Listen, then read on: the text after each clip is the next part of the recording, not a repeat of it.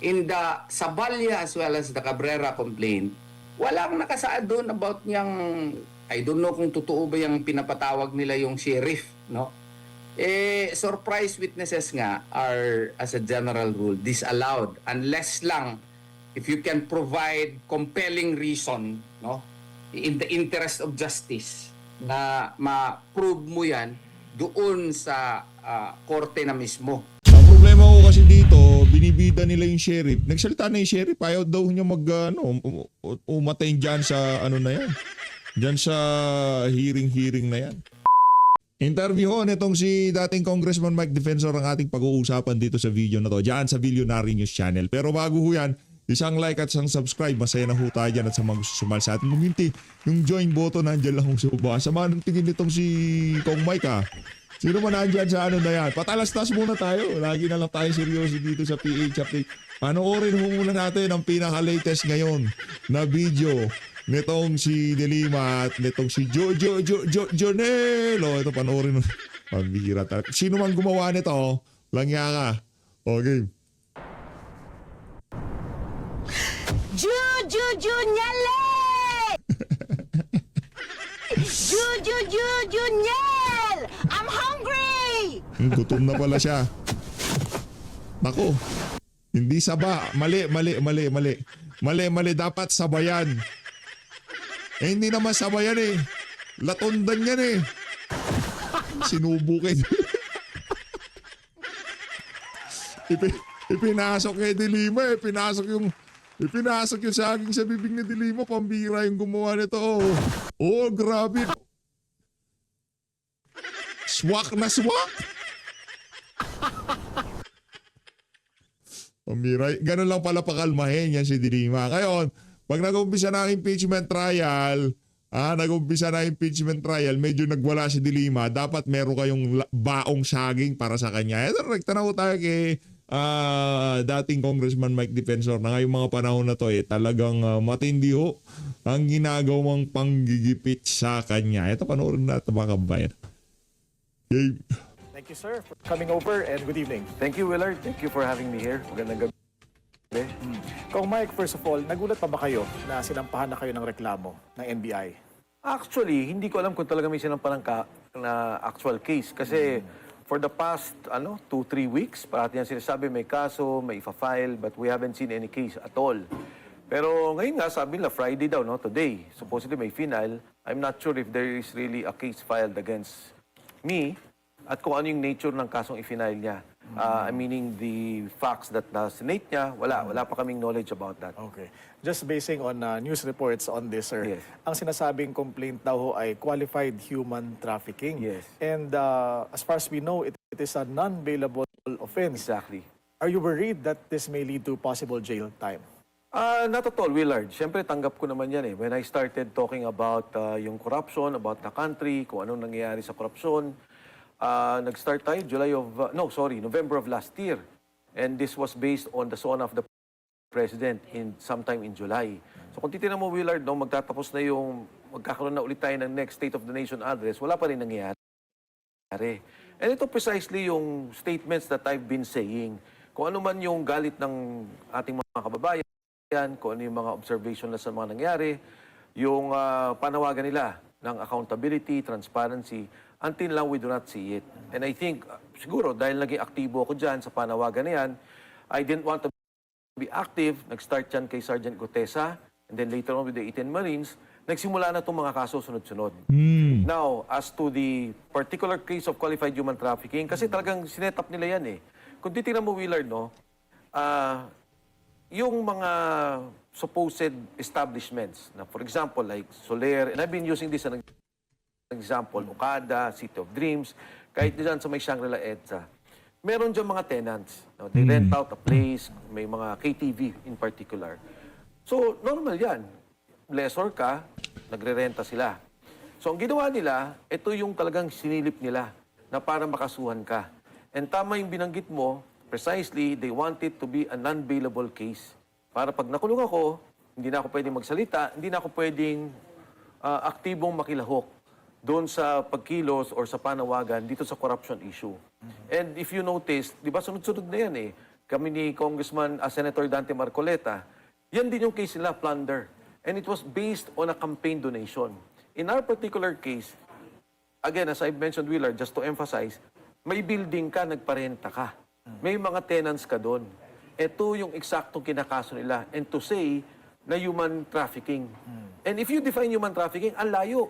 Kasi talagang ito yung may panggigipit, may, well, including economic reasons, parang ano yan talagang organisado na meron kang operasyon. And that is the case that they want to file against me dahil nga gusto nila manahimik ako. And this information just in, sir, NBI Director Melvin Matibag has confirmed to Billionaire News Channel na may filed case na po. At sinasabi po ninyo na politically motivated ito, sir. Definitely. Doon lang sa lugar niya sa NBA, sa opisina nila.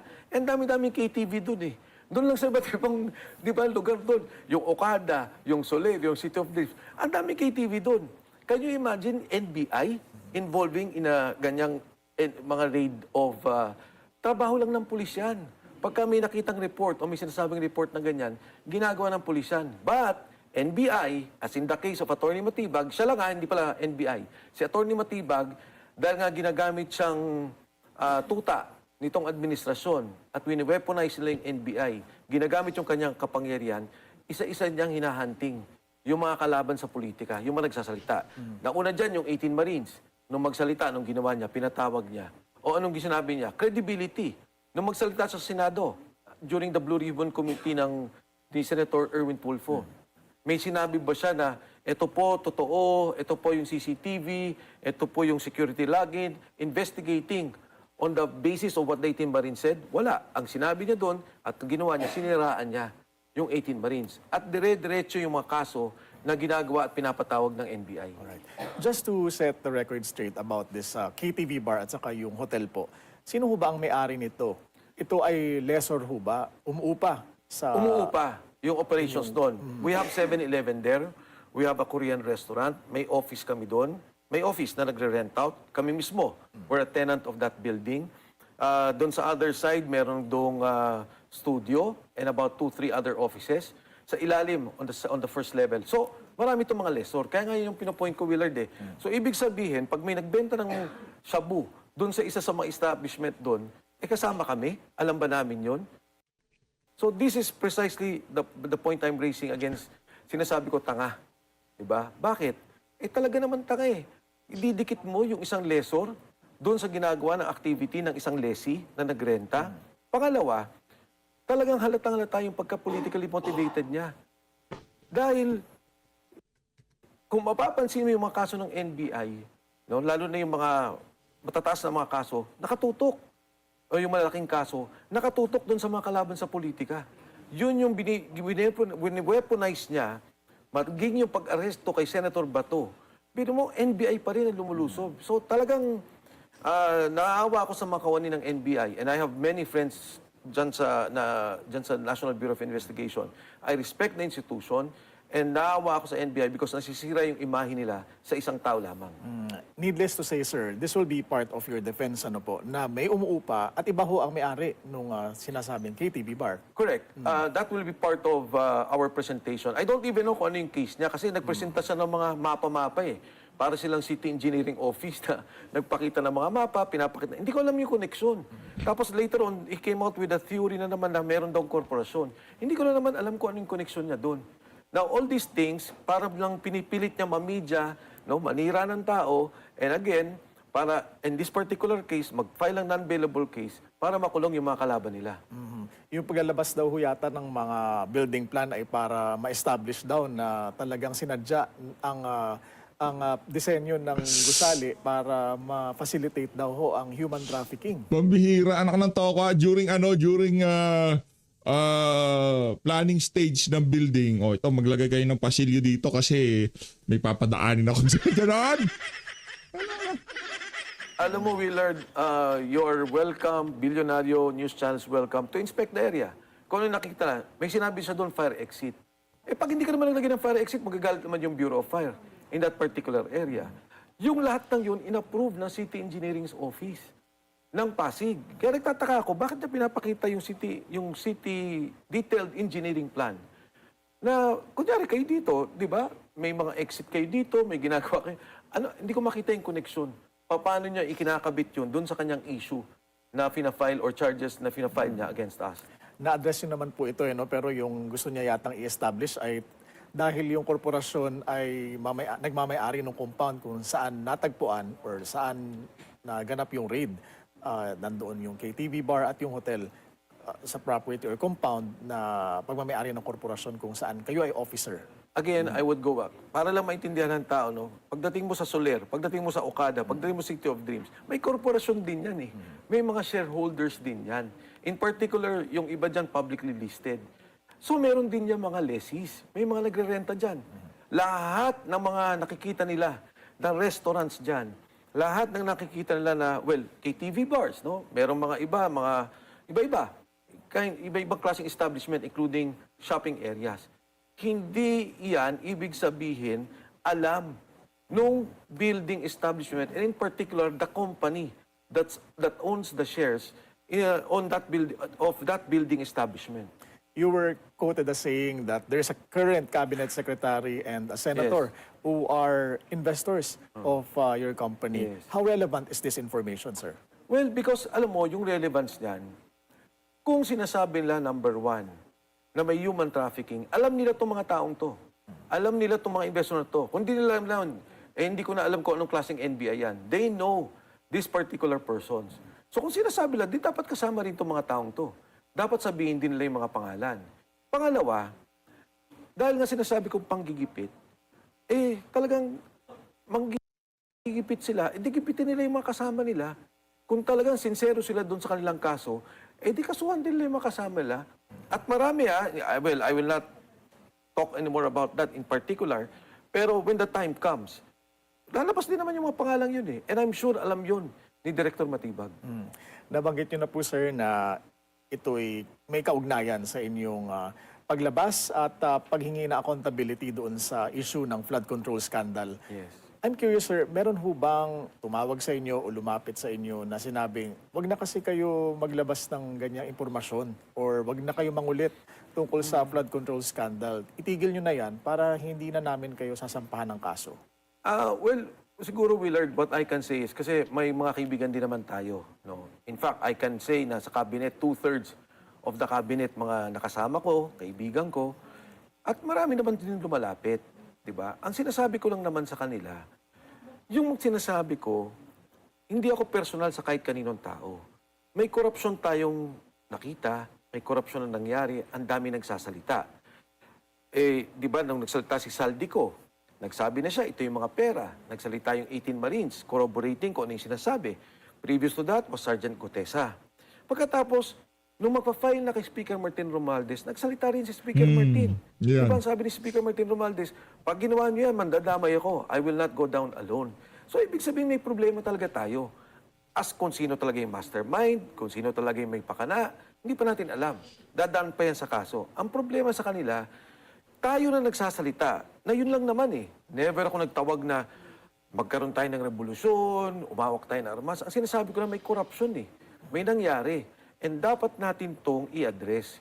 Kasi yung korupsyon na yan, pag pinabayaan natin yan, then people will feel, those in government, okay pala. Anytime, we can continue with what we are doing. Trillions of pesos spent in flood control, mga ghost projects, pwede para, lulusot pala. Pag tumahimik tayo dyan, kawawa na masyado yung bansa natin. We have to call for transparency. We have to call for accountability. Dapat may managot. Kaya nga may June 28 na rally, di ba? Nitong darating na linggo. Anong palawagan ng religious leaders natin? Dapat may managot. Hindi dapat matapos to ng ganito na lamang. Dahil kung hindi to, kung mangyayari to, kawawa na yung tambayan. Kawawa na yung future ng ating bansa. And because of that, doon nila ako tinitira. So I've been telling my friends, wala akong personal na galit. But we have to address this issue. And I think, no, itong mga kausap ko, wala naman kayong alam dyan eh. Hindi rin naman kayo sangkot eh. And it is also their responsibility as part of the leadership group, as part of the cabinet, to also make sure that that this will be resolved, that someone should be made accountable. Kung sino talaga ang gumawa nito, sino talaga nagnakaw, dapat magtulong-tulong tayo to make them accountable and hopefully to have them return the money that they have stolen from the coffers of our country. We'll just take a short break, sir. We'll Congressman Mike Defensor. Before the break, sir, you were telling us that you are really hopeful at or you are hoping na may managot talaga doon sa flood control scandal. Sino ho yung gusto ninyong makitang managot at masampahan ng kaso? Siyempre, Alam mo, mastermind. Willard, ang very clear kasi sa lumalabas, kahit kay Sergeant Gutesa, yung delivery kay Speaker Martin Romualdez. Then Mastermind later on, yan. Saldico came in. Maraming mga sinabi ng pangalan si Saldico. No? In particular, nagturo na rin siya sa taas. Pero, even yung 18 Marines, ang sinasabi lang, majority of the deliveries, siguro mga 90%, 85%, talagang doon sa mga bahay ni Speaker Martin Romualdez. So, doon natin tingnan. Ano ba talaga yun? Even nung hearing ni Senator Marcoleta, doon naman pumasok yung mga discussion. Sometime, I think, 3 months ago, nag-file ang ombudsman ng case or meron silang case na prepare against Speaker Martin Romualdez. Nagulat ako. Kasi ginamit nila yung sinabi ni Sergeant Gutesa and ginamit nila yung sinabi ni Sergeant Navidad and Sergeant Esquivel nung 18 Marines. Ngayon may 22 na sundalo because may 4 pa na lumabas. And I think there will be 10 more kasama ng 4 na yon. So, eto man lang, masagot natin, makita natin. Ano ba talaga? Because Saldico, alam ko, pati yung assistant sila Mark Texay, sila Paul Estrada, may ledger yan sila. Saan ang gagaling yung pera? Anong mga kontrata to? And then saan yung delivery ng pera? So pag itong mga to napalabas natin, malaking bagay para sa ating bansa. And malaking bagay doon sa campaign natin against corruption. So there are 10 more who are willing to appear, sir. Supposedly, Willard, 14 sila kasi lalabas during the... actually, hindi na nga nagkaroon ng Senate Blue Ribbon Committee hearing. Parang kami na lang yung nagtuloy as a press conference. At doon, tinanong yung mga Marines. 4 lang yung nakalabas noon. May 10 pa. And meron pang 7. So, 17 more, 17 technically. more. Okay. And are they willing to testify before the new Blue Ribbon Committee kung sakali pong ipatawag sila at maging kayo po? Definitely. And I would, publicly, kay Senator Erwin Tulfo, kasi parang nasabi niya kasi, okay na yan, tapos na. Ako, sana, ituloy pa rin. Sayang pa rin naman marami tayong magagamit na mga ebidensya and mapapagpatuloy natin yung kaso batay dito sa mga sinasabi nila. Kasi if titingnan mo, Willard, ang may personal knowledge sa lahat ng nangyari, Saldico, siya talaga. Of course, Gutesa nag-deliver. Pagkatapos yung 18 plus 4, so 22 na sundalo, sila yung nag-deliver. Ito yung mga tao may personal knowledge. Sino pa may alam ng personal knowledge dun sa mga nangyari? Of course, sila Secretary Pangandaman. Kasi siya yung DBM at that time. Si Executive Secretary Lucas Bersamin. Kasi siya yung Executive Secretary. And sila yung nakakalam ng ikot ng pera. Pag nadugtong-dugtong natin yan, including yung ginawa ni Yusek Bernardo, kasi nandun sa kanya yung mga allocation, siya yung nagsasabi kung saan yung mga actual budgets na napupunta at sino yung mga contractors. Including the Diskaya affidavit. Kasi malaking contractor si Diskaya. If we can say na one of the biggest, siguro top 5 yan in the country. Eh nagsasabi na rin siya kung sino yung mga involved sa corruption. Diyan natin makikita yung kabuuang picture na nangyari doon sa corruption from 2022 until now. And maayos natin lahat ng kaso ng maganda. Mapafile ang kaso ng tama. How do you respond, sir, doon sa mga nanghihinayang na hindi kasi sila sumipot doon sa unang hearing na pinatawag ni Senator Erwin Tulfo as Blue Ribbon Committee Chair? At pangalawa, sir, yung kanilang, kumbaga, laban bawi, may mga certain names silang binanggit nung una at later on ay binawi nilang allegation against them. Thank you, Willard, for that question. Hindi totoong hindi sila maten kay Erwin Tulfo, kay Senator Erwin Tulfo. That morning, nung mag-usap kami, papunta rin ako To be clear about it, I was never invited. Kasi sinasabi hindi rin ako nagpunta. But I never got an invitation from the committee. But anyway, sabi ko, sige, andun din ako sa Senate, pero sa labas na lang muna ako. Nandun sila. Dumating sila, ang tagal nilang pinapasok. Inabot sila from the gate outside, going inside 1 hour 30 minutes. And mind you, invited guests sila. Ang ginawa, pina-QR code pa sila na magkaroon sila ng registration. So, ang tagal doon. Inabot sila 1 hour 30 minutes from the gate, going inside, doon sa lobby, and going upstairs. Ang ginawa ng mga sundalo, supposedly, bago pumunta kay Senator Erwin Tulfo, magpe-press conference muna sila to say na, okay, ang recognition namin nandito sa Senate Blue Ribbon Committee ni Senator Pia Cayetano, andun si Senator Robin Padilla, who is also a member, and then from there, bababa na sila. pupunta sila doon sa Senate Blue Ribbon Committee. Bago sila bumaba, alam nung staff ni Senator Erwin Tulfo, dahil nandun din sila eh, bago sila bumaba, sinospend na, hindi na tinuloy. But now, again, may chance, because bumalik sa kanya yung committee, pwede lang ituloy, patawag nila. And ilagay on record ano talaga yung mga sinabi, kung may nakalimutan pa, kung may dagdag. Yung binabanggit mo na baka may mga inconsistency, maganda, itanong nila. Kasi general affidavit yun ng mga sinabi nila. So gumagawa na sila ng mga individual affidavit. For example, Willard, sinabi nila, yung congressman ganito, nakita namin binigyan. So in particular pala, yung congressman na ganito nakita nila, dun sa townhomes ni Speaker Martin Romualdez. So dinetail na nila yun. Nakita ka namin, pumasok ka ng ganitong oras, ito yung kotse, and then lumabas ka, ito yung ginamit mo, dala mo yung bag na ginawa na pinak namin. I think yung, if you talk about inconsistency, in essence, wala naman nagbago eh. Yung nagkakamali lang sila, for example, sabi nung isa, nagkamali Sergeant Gutesa kasi sabi niya 46 na maleta. Actually, 52 yun. Pero may maleta pa rin. Whether 46 or 52, may ganong delivery ng pera. At yung maletang yun naglalaman, 50 million each. And tingin ko, talagang kailangan ng komite ng ating mga senador, ng ating ombudsman, and NBI and CIDG, na tingnan itong mga bagay na ito dahil napakalaki Correct. ito. Kailangan mo Isang talaga yan. delivery. If you put it at 50, 2.5 billion kaagad. Isang delivery lamang. Yan yung nawawalang pera na binabayad na buwis ng bawat Pilipino. At may nabanggit din po, related to the flood Yes. control mess. Nabanggit po ni NBI Director Matibag at hinahamon niya po kayo na sampahan ng kaso ang kanyang asawa na si Congresswoman Ann Matibag dahil idinawit niyo po sa flood control scandal. Dito naman po sa Laguna. Yes. Ano pong ebidensya meron kayo at balak niyo ba talagang sampahan siya ng kaso? Alam mo yung kaso ni Congresswoman Ann Matibag, lumalabas na yan sa social media. Kaya di ba sinabi ko na question mark? No? At a proper time, tingin ko, lalabas naman ang katotohanan dyan. Pero pupunta ba ako sa NBI para magreklamo? Hihingi ba ako ng tulong para imbestigan? Pupunta ba ako sa ombudsman sa ngayon? Nangyari nga eh. Doon pa lamang doon sa 18 Marines eh. Imbis na imbestigahan yung sinabi nila, yung 18 Marines ang inimbestigahan. Alam mo mga tanong, Willard, paano niyo nakilala si Mike Defensor? Sinong lumapit sa inyo? Sino kayo? Anong mga ano ninyo? O pagkatapos, may isa pa ata tinanong, may inoffer ba sa inyo? Walang tinanong kung doon sa delivery. Na ito ba ang delivery na to? Kailan nangyari? Sino ba yung security agent? So, kahit ikaw, paano na lang yung gagawin mo? Ako inimbitahan, ganun din. Diba? Twice ako inimbitahan. Na parang ang nangyari, kung ikaw magsasalita about corruption, may gusto kang sabihin, matatakot ka pa.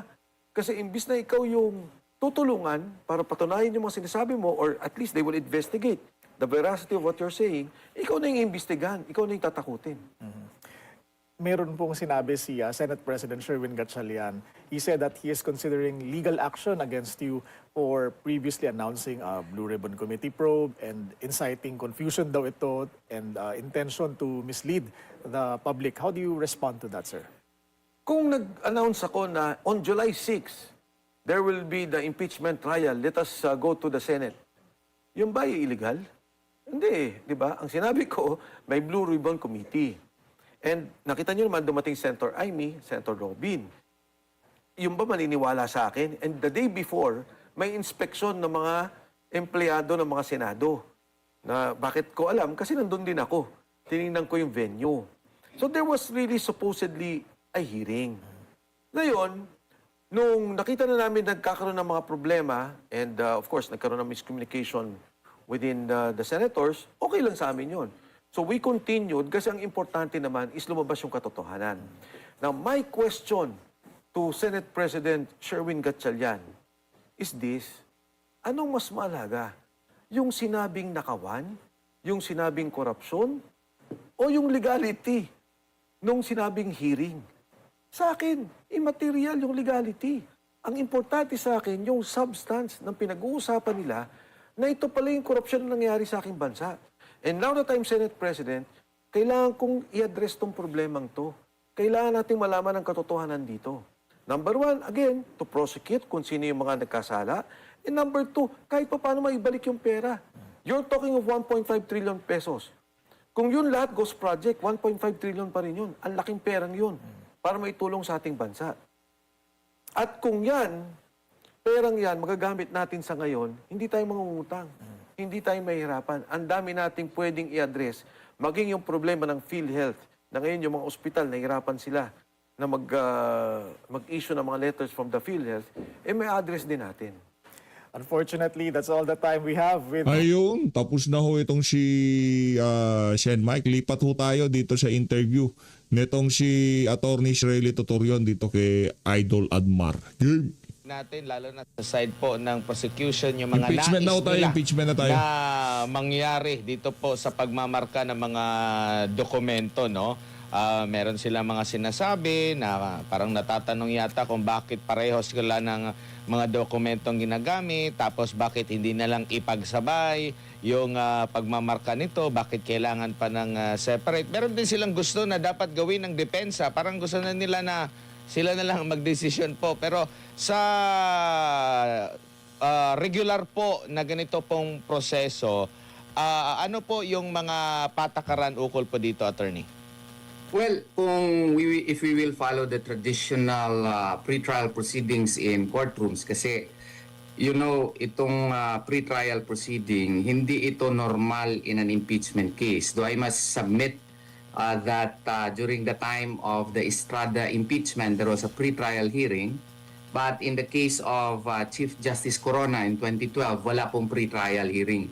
So depende talaga yan sa Senado, no, if they will conduct a pre-trial hearing. But granting for the sake of argument na dito, inallow yung pre-trial, yung prosecution, una ang magmamark ng evidence. At saka yung prosecution cannot dictate on the defense as to how they will likewise mark their evidence. So una talaga yan ang prosecution, pagkatapos yung depensa naman ang magmamark ng kanilang evidence. Ang problema lamang dito ay a number of documentary evidences and even witnesses are similar, no?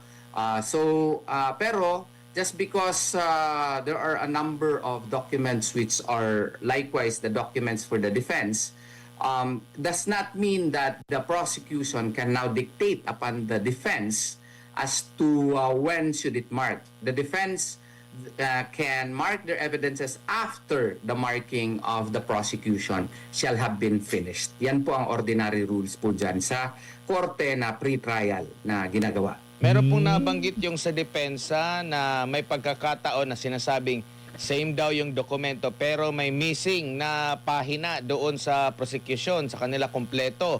Meron din daw na same daw na dokumento pero yung isa photocopy, yung isa certified true copy, attorney. So okay lang na magkaroon talaga ng separate iba yung pagmamarka ng hawak ng depensa at prosecution.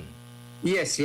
Wala talaga sa rules yan na ang prosecution na ngayon ang magdedetermine kung kailan mag-mark yung defense. The prosecution cannot dictate upon the defense, the other side, as to when it will mark, no? Kasi una talaga yung prosecution. And this is made more important, more relevant in the light of the fact na yun nga, may mga exhibits yung prosecution na wala naman marka pala yung likod. At saka yung iba, certified true copies. Ang iba, hindi certified. Photocopies lang. So, with more reason that the defense should be given the chance to observe first insofar as the evidences marked by the prosecution is concerned. Kasi, ang rule kasi dito, yung prosecution has the burden of proof. No? Has the burden of proof. So, the defense has the right to look at the evidences being marked first by the prosecution. And the prosecution cannot dictate the defense as to what to do and when to do it. That's the right being enjoyed by the defense. Kaya nga kami, most of the time, lawyer kami na akusado in criminal cases, no? Or even in administrative cases, tingnan muna namin kung yung mga ebidensya na ba nila na minamark, would it be sufficient to, find in civil cases preponderance of evidence? Kasi baka kung hindi makaabot ng preponderance of evidence doon, so we have the right to determine also which of the documents we are going to mark. no? Yan ang yan ang proceeding, yan ang ginagawa natin in ordinary proceedings, and I cannot see why that cannot be followed also in impeachment cases. Opo, normal lang din po ba na halimbawa during pretrial pa nga meron ng puna itong prosecution, no? Patungkol nga dito sa kalaban nila sa depensa, meron pa silang pagsasabing tunog lata, meron pa silang mga puna bakit hindi daw humarap ng personal ang pangalawang pangulo. Sinasabi nilang may mga mali na ginawa ang depensa or sa panig ng pangalawang pangulo. Hindi po ba kung sa totoong buhay, kung nakikita mo ang kalaban may gumagawa ng mali, hayaan mo lang? Ano ba ang tingin mo dito, attorney? Parang sa tingin ko lang, they are playing with the people, with the pulse of the people. They want to make it appear na malakas yung kaso nila at yung depensa ay mahina. Nakakalimutan nila na sila ang may burden of proof. Sila ang nang-aakusa, kinakailangan talaga na sila yung mag-properly mark ng evidence because they have the burden of proof. So yung mga tunog lata na mga atake nila, that's I think improper and I think uncalled for likewise. Kasi the defense only has to mark evidences which it feels is enough for them to disprove the charge. No? Yun lang yun kasi wala namang obligasyon yung depensa to actually prove the innocence of the, of the respondent. It is the burden on the part of the prosecution to prove the guilt, no? Or dito na nakumit nila yung crime. Kung hindi nakumit, ordinarily sa korte, meron pa ngang pwede pa nga kaming mag-file ng demurrer to the evidence in ordinary civil cases, no? And even in criminal cases. So it is a matter of strategy on the part of the defense na titingnan nila, wala naman kaming burden dito, kayo man ang burden. So tingnan muna namin kung ano yung mga ebidensya na minamark ninyo. Kasi kung sa tingin namin hindi naman enough yun, wag nyo kaming sisihin. Kasi burden nyo yan trabaho nyo yan na i-prove yung mga paratang ninyo. And to comment that the defense is tunog lata is uncalled for and improper also. Dapat stick lang sila kung ano yung mga ebidensya na wag na yung mga side comments. May gabi, sir. Si MJ po ito. Sir, marami Yes, po sir. ang mga nagsasabi at nagtataka doon sa pahayag na pwede raw ang surprise witness sa impeachment trial na mismo. Di ba po yan ang sinusolve ngayon sa pre-trial conference? Yes, actually, yung surprise witnesses, once there is already a pre-trial order, I believe that the impeachment court will issue a pre-trial order. In law, when I teach my students, no, para maintindihan, once there is already a pre-trial order, it becomes the Bible of the case. So if it is the Bible of the case, it defines the parameters upon which the case shall be tried by the court. In this case, the impeachment court. Now, if there are witnesses that are not included there, as a general rule, hindi ka pwede mag-present ng surprise witnesses. Katakot-takot na debate yan ang mangyayari niyan, no? Kasi nga po, lahat ng mga witnesses mo, i-identify mo na doon sa pre-trial proper at saka kinakailangan na kinakailangan na nandun sa lahat ng mga lahat ng mga armamento mo nandun nakasaad na sa pre-trial order except lang kung may express reservation ka. And under the rules, even ordinary rules now, no, of court, the reservation should be specific. It should be specific in the sense that there should be identification of who shall be that witness and the nature of his testimony. And as a matter of fact, if it is documentary evidence, you should describe it in advance.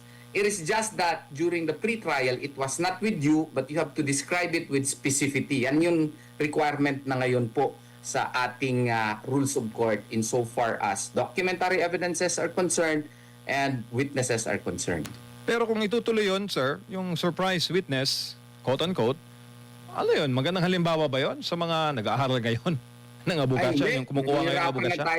Mahirapan na tayo magturo niyan sa law school niyan. Meron nga ako nakita sa Facebook, I don't know if it is true, na ipapa-present daw nila yung sheriff daw na allegedly nabugbog ni VP Sara at the time when she was mayor. You know, I could never forget that case because at that time, I was governor of the Integrated Bar of the Philippines for Eastern Mindanao. And I think yung mga media, mass media noon, nag-file ng disbarment case against VP Sara, then Mayor Sara Duterte. Yung mga tactic na yan, dapat hindi na yan i-allow, no? Hindi talaga yan i-allow. Kasi in the first place, ang impeachment complaint here is based on the third impeachment complaint as well as the fourth impeachment complaint. The so-called third Sabalya complaint and the fourth Cabrera complaint. In the Sabalya as well as the Cabrera complaint, walang nakasaad doon about niyang, I don't know kung totoo ba yung pinapatawag nila yung sheriff, no? Surprise witnesses nga are, as a general rule, disallowed unless lang if you can provide compelling reason, no, in the interest of justice, na ma-prove mo yan doon sa korte na mismo. But whatever may be the ruling of the court may open the door on the part of the defense to question it. Ang problema ko kasi dito, binibida nila yung sheriff. Nagsalita na yung sheriff, ayaw daw niya umatay dyan sa ano na yan. Dyan sa hearing na yan. Before the Supreme Court, and in this case, in the impeachment, kasi grave abuse of discretion amounting to lack or excess of jurisdiction. Due process requires that during the pre-trial proper, any and all evidences have to be stated, not only stated, it has to be marked in evidence so that there will be no surprises. Yun po. Opo, din ito pong tax records ni VP at ni second gentleman, Manscarpio. Ano, pakipaliwanag nga po ito, sir, batay po sa batas at sa pag-aaral po nito, to be allowed sa impeachment, sa isang Senate impeachment court? Well, na-cite na namin yan, no? Nung nag-file kami ng petition sa Korte Suprema. That's one of the issues I believe that we raised there because if you note, as a general rule, yung mga tax returns kasi, yung SALN ba yun, no? Ang rule kasi niyan under Section 270 of the National Internal Revenue Code, no? Bawal na bawal po on the part of the BIR, no, to divulge to any person, no, or makes known or any other manner may be provided by law information regarding the business, income, or estate of any taxpayer, no. May exception lang dyan, yung Section 20A, no.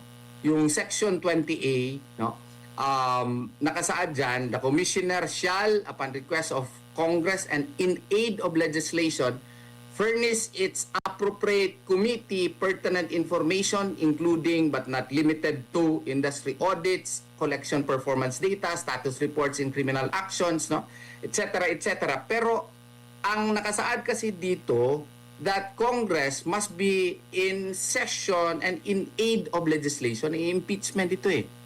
So it does not fall under the exception provided under Section 20A of the National Internal Revenue Code. So medyo delikado po yan. Ang BIR niyan, kung i-disclose nila yan, baka magkaroon ng, ng liability. At saka, well, they may use as a reason, hindi naman yung BIR yung nag-o-open no? But nevertheless, the spirit of the law is such that it is still covered by confidentiality rule, and it is my humble submission that such cannot be allowed because another reason also can be provided. Nowhere in the Cabrera complaint as well as in the Saballa complaint did Saballa or Cabrera specify the SALN which are questionable. So, since it is not, no ultimate facts was properly pleaded in the Saballa complaint as well as in the Cabrera complaint, then it cannot be used in evidence in any proceeding, much more impeachment proceeding. Yan po ang aking humble stand on the matter.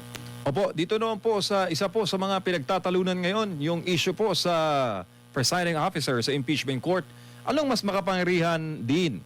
Ang Senado to write or to amend the Constitution o yung nakasaad mismo sa 1987 Constitution na ang presiding officer po sa impeachment ay ang Senate President? Yeah, doon tayo kung anong nakasaad po sa konstitusyon po natin, no? Kasi yan is the prime law of the land, no? So, hindi po yan masasubject to amendment by Senate rules, no? Kaya nga po, kinakailangan na sana naman let us stick to the rule of law. Huwag natin bagu-baguhin yung hindi po nakasaad sa ating saligang batas or sa ating konstitusyon.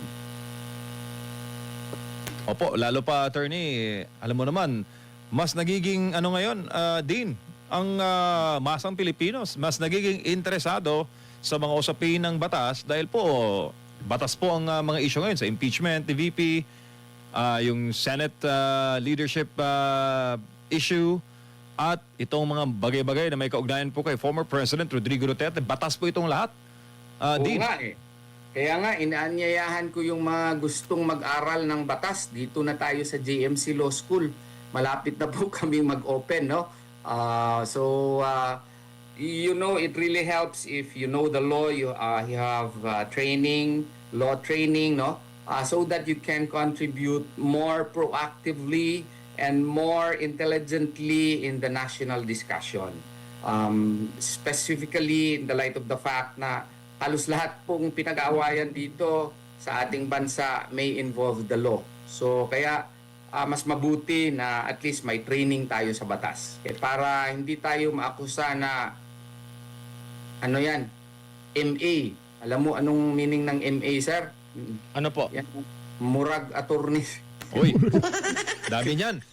Attorney, Yes, boss. itong paggamit bilang witness, gustong gamitin sa kampo po ng depensa, yung mga nag-akusa dito kay Vice President Sara Duterte. Kasi maraming nagtataka, ha? Yan, di ba yan yung mga nag-akusa kay Vice President Sara Duterte? Bakit gagamitin ngayon ng depensa bilang witness? Ano pong masasabi niyo po rito? Kaya nga, that also parang biased witness masyado. And as a matter of fact, yun nga ding mga prosecutor sana na naakusa, no? Ewan ko, nawawala na ata talaga tayo ng delikadesa ngayon, no? So supposedly, they may argue that we are talking here of admissibility yet not the weight. So pwede sila maging witness. Sige na nga, okay. Pero sana kung deeply involved in politics at saka biased na talaga yung pananaw nila, recuse ba, voluntarily recuse. But I think that cannot be helped under the present dispensation, knowing the intense politicization of our society right now. Be that as it may, wishful thinking na lang yung ating siguro masasabi dyan na sana gawin yung tama.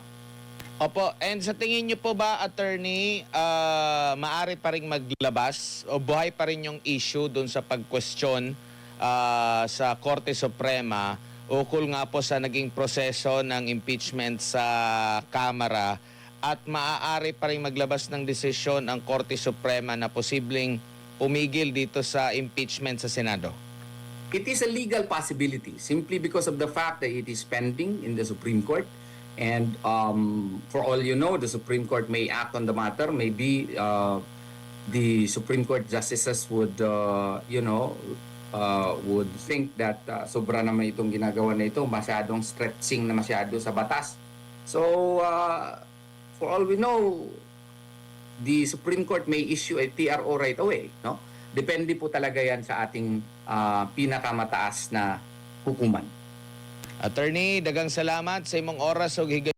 Ngayon na nga mga kababayan, dito na unahan tatapusin ang interview nitong napakahusay na abogado. Talagang isa sa mga iniidolo natin yan. Attorney Israel Turion dyan sa SMNI, sa DZRH 1026 News.